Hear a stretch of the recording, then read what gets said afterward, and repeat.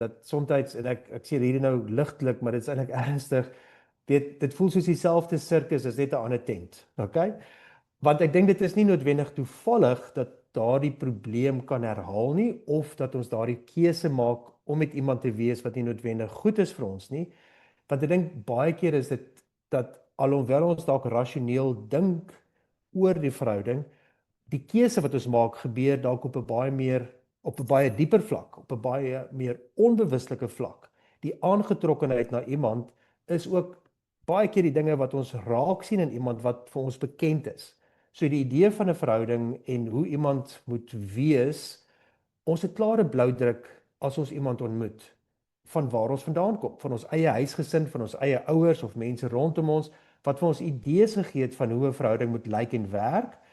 Maar is nie noodwendig dat daardie bloudruk goed werk as ons iemand ontmoet wat heeltemal uit 'n ander wêreld uitkom, uit 'n ander familie, gesin, uit 'n ander konteks